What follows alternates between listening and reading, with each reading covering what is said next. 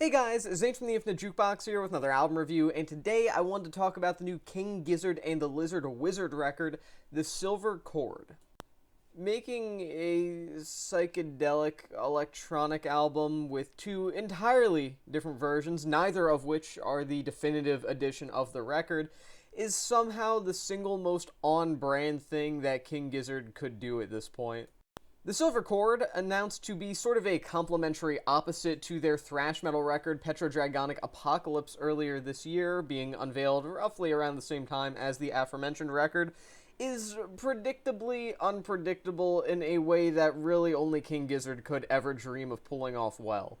I mean, the phrase, sure, why not, has been a part of the band's vocabulary since day one, and their experimentations with virtually every major genre of music known to man, and probably some only known to aliens, up to this point,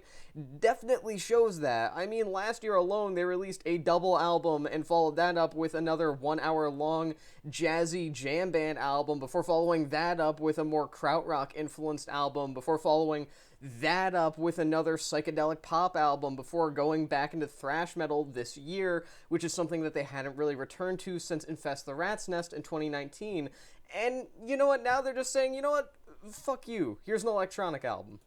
That being said, the Silver Chord is far from being the first step that King Giz have ever taken in a more electronic direction. It's something they've experimented with quite a bit in the past, if I'm being totally honest, and their first full-fledged step into the realm of hardcore electronica was without a doubt 2021's Butterfly 3000, arguably one of their most polarizing albums to date, if not their most polarizing overall. Some, such as myself, loving it, and plenty of others hating it. That being said, as much as I do really deeply enjoy that record, the Silver Chord feels like a much more refined and well-executed version of a sound that sees King Gizzard as a band really killing it in another field of artistic experimentation. I'm pretty convinced that these guys could just do a ska death metal fusion album at this point and it would somehow turn out alright.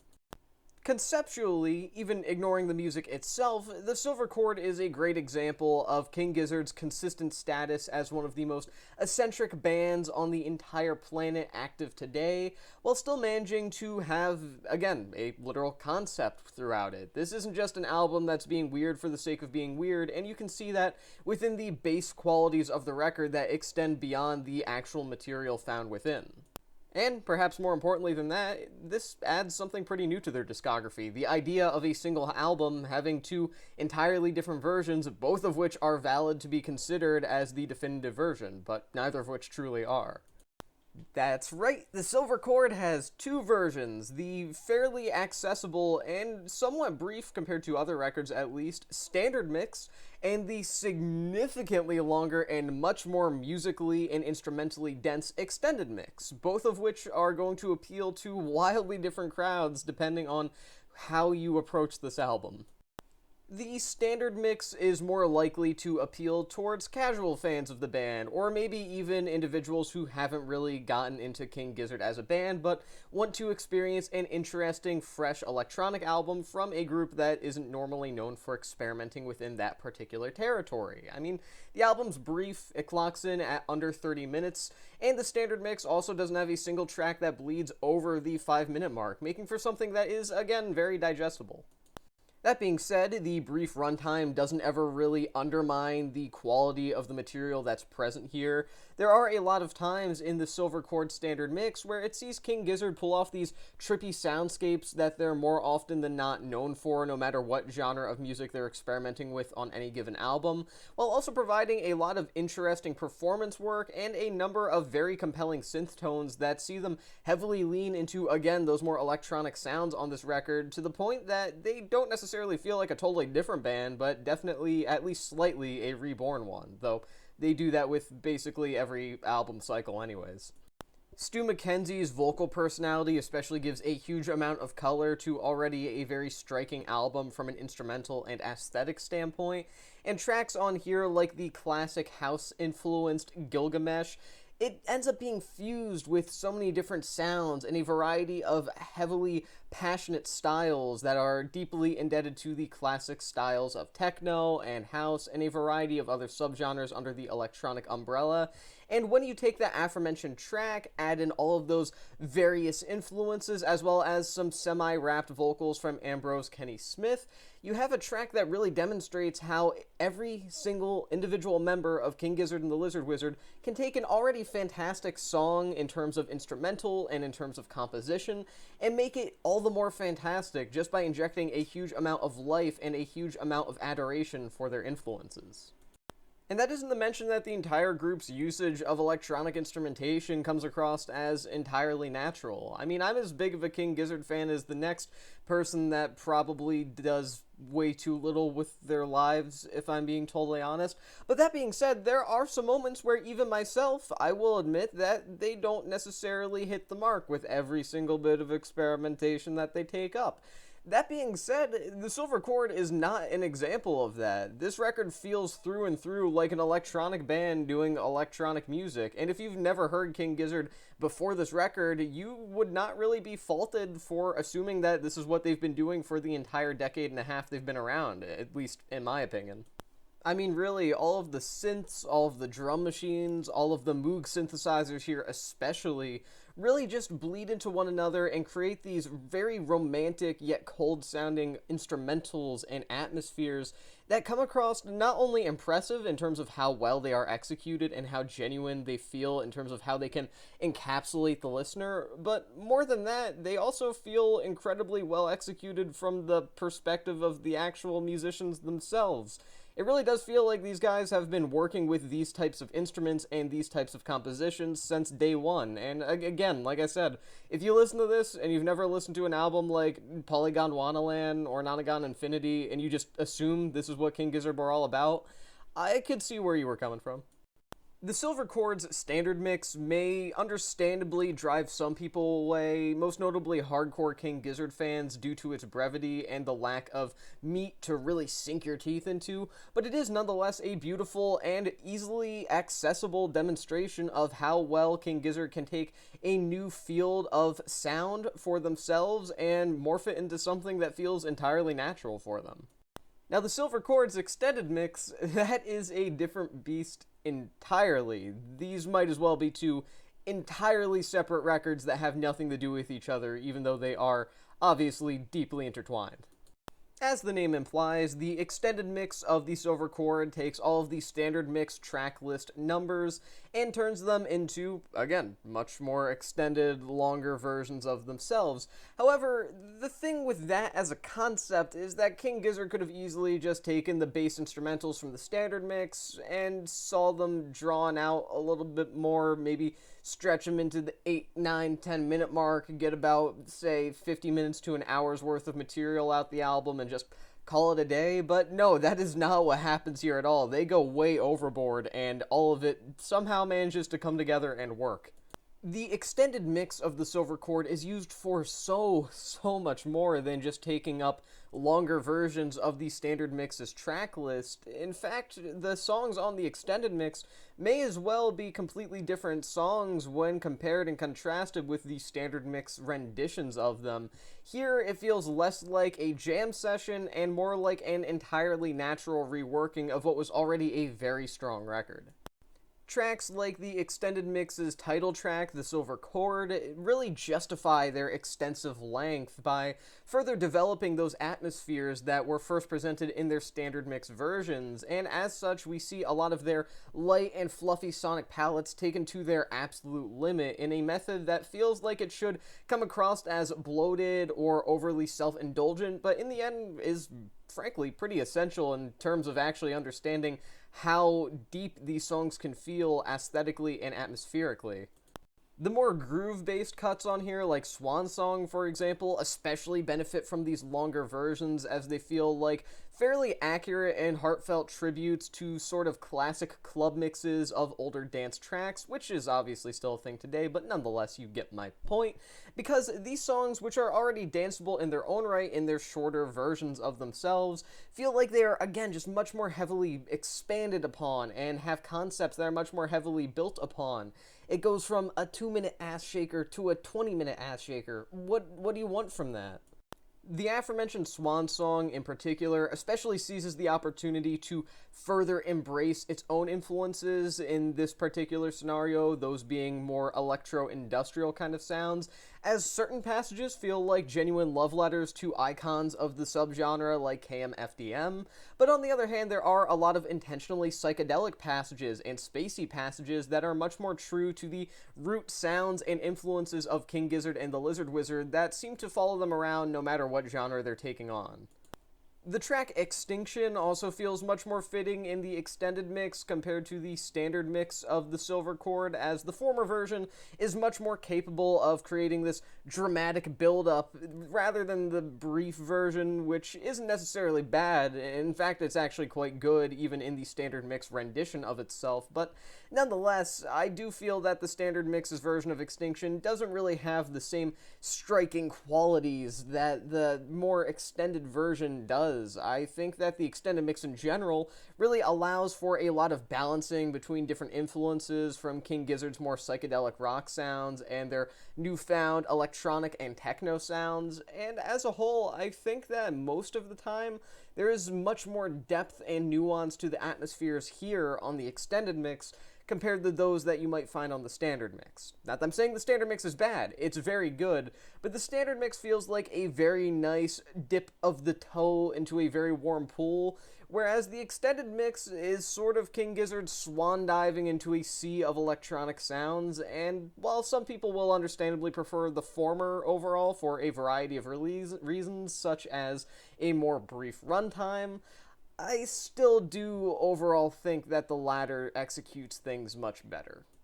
And look, the extended mix, it couldn't exist without the standard mix. I won't deny that, and I really do like the standard mix. And again, as a whole, I think that the standard mix is much more easily digestible, and if you really want to kind of sort of see what's going on with the extended mix, the standard mix is a good option. Pretty much everything that's on the extended version of the Silver Chord, you will find in abridged form on the standard mix. There's really not so much difference between these that I could completely classify them as entirely separate eras of the King Gizzard Lizard Wizard discography. The extended mix of the Silver Chord, however, does something rather unthinkable considering how long it is, and that's taking an already great string of very well-produced, well-performed, loving, endearing, charming, colorful electronic tracks from a band that doesn't often experiment full-on with electronica in the way that they do here, and allows them to manifest into something even more than they were in their more short forms. Something that I think is genuinely a series of the most engrossing soundscapes that you will hear all year. I genuinely think that the extended mix of the Silver Chord, despite being a bit of an odd entity considering it's something that very few people will actually listen to in comparison to the standard mix, is one of the best albums of 2023 up to this point. I digress. No matter which version of the Silver Chord that you prefer, the amount of detail and nuanced love that they put into both mixes is undeniable, no matter what you prefer, the standard mix or the extended mix. This can really most heavily be seen in King Giz's willingness to go down a number of creative avenues, exploring electronic as a parent genre, while also looking into the variety of subgenres that come under that umbrella term. I mean, Set sees them exploring this really biting acid techno kind of sound that I think especially shines on the extended mix version of it. You have Extinction, which leans in the more atmospheric direction, but also doesn't betray any sense of danceability that the vast majority of either mix has. And then you also have other cuts like the title track that make use of some atmospheric drum and bass kind of influences that I personally think is wildly unexpected. I mean, hey, King Giz have always been willing to experiment with a variety of genres. This is a band that has been everything from a jazz band to a thrash metal band to a Beastie Boys-esque rap rock band, but at the same time, the amount of exploration that they're taking on here with one single parent genre to explore the variety of just unthinkable, odd, extremely unique genres within it, it's kind of amazing. I mean, I'm not necessarily saying that King Giz are some sort of, like, completely avant-garde band or anything like that, because they're not. I'm not gonna pretend like this is the band that's putting out Trout Mask Replica or the next Mr. Bungle album. That's just not true. That would be a false statement. With that in mind, I do think that the Silver Chord is genuinely a beautiful example of just how varied electronic as a genre can be. I think that some people tend to underrate the pure versatility of many genres of music, but especially electronic. There is so much to be done within the realm of sound art in the electronic field that I think goes underappreciated in a lot of music nerd circles. And as a whole, outside of some major hitters like Aphex Twin and maybe Daft Punk or the Chemical Brothers, I think that electronic as a genre goes maybe a little bit underrepresented in the kind of circles that tend to praise people like King Giz, for example. And I think that the Silver Chord is a really nice museum-esque kind of record that shows off all of these different sounds. I'm not really enamored by the beauty of each individual sound here, despite the fact that they are produced and executed extremely well. I'm enamored with just how much King Gizzard is willing to show off the breadth of their knowledge relating to a single style of music, and one that they haven't really practiced a ton in the past at that. The Silver Chord, in both of its incarnations, certainly does have the potential to come across as King Gizzard, cheaply exploring a variety of sounds that have either rarely or never popped up in their discography up to this point, but that's just not true in terms of what the final products offer here. Whether you're listening to the standard mix or extended mix, they really do show off a wide variety of subsets of the electronic art world, and I think it's actually for the better. The versatility on this album is wildly impressive, but there's this sense of connectivity nonetheless from track to track, almost like you're going through a series of highly acclaimed and highly beloved classic electronic records from a variety of niches within that particular field, without ever actually leaving the same album. That isn't to mention that the Silver Chord is really more of a companion piece to the previously mentioned Petrodragonic Apocalypse, more so than I think could have been reasonably expected. I mean, the Silver Chord was certainly mentioned to be a sort of yin-yang thing alongside Petrodragonic Apocalypse, but still, there's a lot of interesting things here to be found, some of which I'm not keen enough in terms of my listening abilities to actually discern, but I'm sure there are plenty of you out there that are much more capable than I am in that regard. There are a number of musical motifs from Petrodragonic Apocalypse that reappear on the Silver Chord, and while the transition from dark post-apocalyptic thrash metal to largely chill and easily vibable electronic music definitely leaves a lot of these motifs coming across as hard-to-notice Easter eggs above all else, they are still there nonetheless, and hearing things such as the primary synth riff from the title track being reflective of a Petrodragonic song like Supercell is something that is very interesting, and definitely somewhat shocking to hear even for the most diehard Giz fans out there. And more than that, it's also testament to just how much love went into the detailing of both mixes of this record. The Silver Chord would have been an extreme creative 180 for probably any other band on the planet that's still touring today, but for King Gizzard and the Lizard Wizard, it's just another Tuesday, so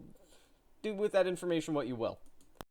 That being said, being unpredictable can become predictable in and of itself, and most of the time when wildly unpredictable bands that change up their sounds from album to album succeed, it's when they manage to take sounds and provide wildly unique spins on them that you can't really hear from any other band from any other point in history. Those are bands like Ween and Ulver and a number of other great bands within that particular realm that, while taking influence from a wide variety of different sounds and styles throughout the decades, nonetheless feel like their own beasts entirely that don't really have any comparable peers or influences to speak of. King Gizzard is an interesting case, because on one hand, they fall into that same category, but at the same time, they're still in an entirely different ballpark, if I'm being completely honest. they just come across as so dedicated to their love for their influences from album to album that they slowly morph into something that's uniquely theirs. It's not that they're trying to be some sort of wholly weird or odd or distinct style of electronic on the silver chord. Rather, they just have this very obvious, extremely powerful passion for a number of styles within the realm of electronic music, and that eventually turns into something much more than itself. The same thing could be said about King Gizzard when they explored jazz on Sketches of Brunswick East, or when they explored thrash metal on Infest the Rat's Nest, so on and so forth. And really, the silver chord is no different, and the standard mix provides a nice bit of exploration for a band that has always been known for exploration. And more than that, it's a record that can be easily taken on both by diehard King Gizzard fans and people who may be just getting into them right now. The extended mix, however, sees King Gizzard take the opportunity to dive headfirst into all of their newfound influences while continuing to develop some of the more electronic-leaning sounds that they first introduced on some of their prior records, namely the previously mentioned Butterfly 3000, which I mentioned at the beginning of this review. Whether you want a compact and consistent album of intriguing electronic vignettes, or you want something significantly more expansive, you really can't go wrong with the silver chord. I'm going to give the standard mix of this record 3.5 stars out of 5. I'm going to give the extended mix of this record 4.5 stars out of 5. And with that being said, that is the end of this album review. I've been Zane from the Infinite Jukebox. Thank you for watching, and I'll see you guys in the next one.